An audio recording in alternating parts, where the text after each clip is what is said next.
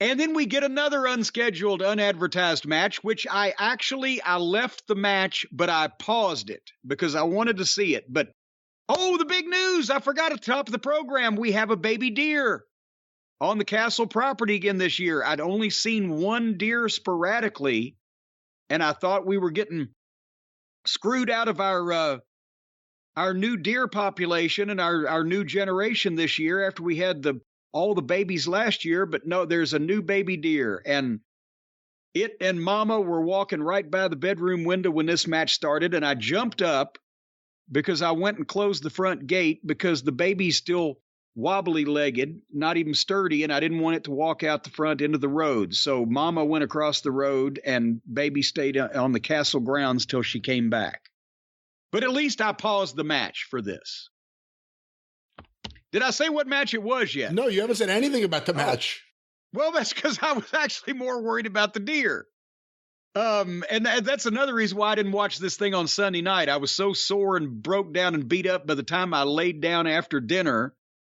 About 8:15, I lay down in the bedroom, and I think, well, I'll start this thing. And I looked out the window, and there was the deer. And I said, well, I'd rather watch the deer than AEW. So then I went to sleep.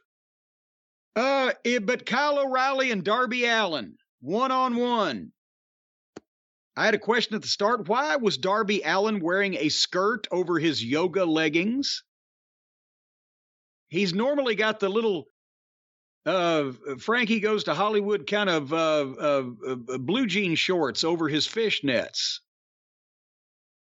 But anyway, both guys here were serious. It was like a contest. O'Reilly is both great on offense and on the drunk selling stagger-legged type of, thing. They had a near catastrophe in this one. Darby Allin goes.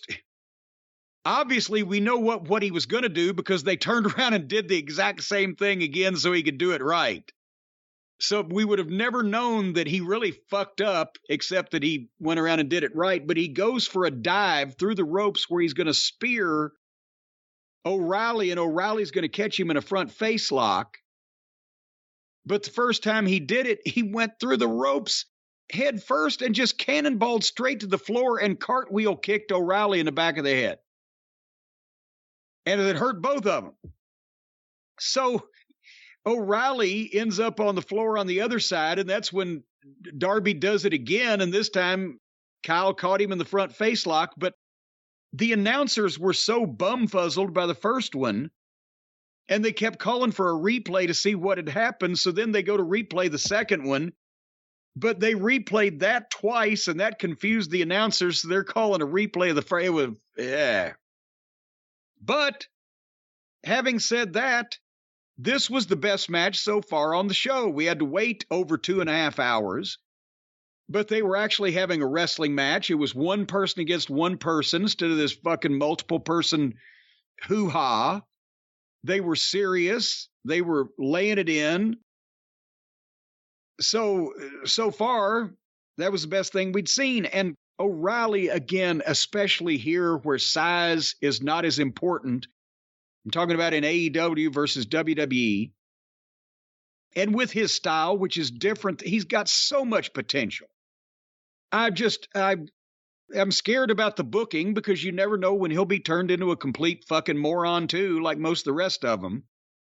But Kyle has tremendous potential. He can be on top here in this company. I think, honestly, Darby has this charisma, and he's going to hurt himself bad and be out of the business at some point, way earlier than he should. But now I think, unfortunately, without somebody that really has a plan, knows what they're doing to get behind him, and he just can't fucking talk, has he gone as far as he can go here without a really good booker doing something for him and not being able to cut promos? I think something different has to be done with Darby before he's a complete non-entity. This is the first time we've seen him without Sting. Apparently Sting had some sort of medical issue, which is why he wasn't there this weekend. I did not know that. Hopefully he's all right. But in the meantime, Darby did another coffin drop onto the guy on the apron. That's why I say he won't last long enough to learn how to cut a promo. He went for another one off the top, and Kyle caught an arm breaker. They tatered each other with a bunch of slaps. And finally, I've been waiting for this. I've talked about this. O'Reilly grabs that chain that Darby wears around his neck.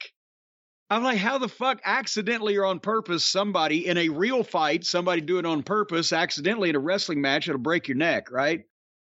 He grabs the chain and puts it in his mouth and puts it in Darby's mouth and does a hangman with the chain in Darby's mouth. And right as old Sockface says, he's got that unbreakable chain of Darby's. The chain broke and flew up in the air. But it was a great visual because then he drops right out of the hangman. And then O'Reilly hit 3 kicks and a sweet knee drop off the top rope. 1, 2, 3. It was absolutely the right result of the match, but another babyface gets beat flat in the middle by a heel who doesn't cheat. So what the fuck? Oh. But I hope that they do continue to, well, I won't say that they do continue to do something with Kyle. I hope Kyle can continue to get out of the way of the things they try to do with him and stay over. How about that? Good match. I'm surprised they just announced it as a throwaway at the last minute. Really good match, and it's one I would have been excited about if I knew about it beforehand. Well, I'm sure Tony Khan said, they've just taken another timeout in the NBA game. Throw another match out there.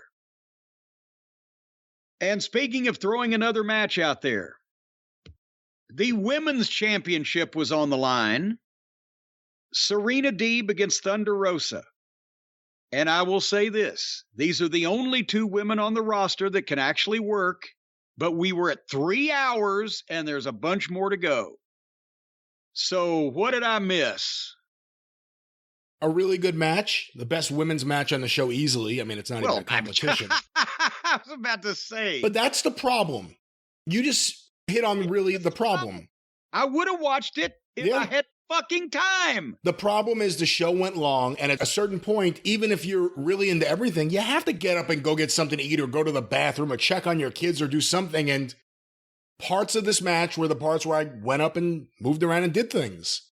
The parts I saw were really good. I am going to go back and watch the whole thing because I heard people raving about it. But they're really good wrestlers. But it was late in the show, and the show, despite what Tony Khan thinks, here on the East Coast, for me, an older guy, 42, this show was getting really, really long in the tooth by this point. Yeah, these dipshits, they're in Las Vegas on West Coast time. So it was fucking 7:30 or whatever for them. They don't understand what the fuck. They love what they do. They love the smell of their own farts so much that they think people just want an endless amount of it. And they don't realize that nobody wants to see 5 hours of this shit or any other shit for that matter.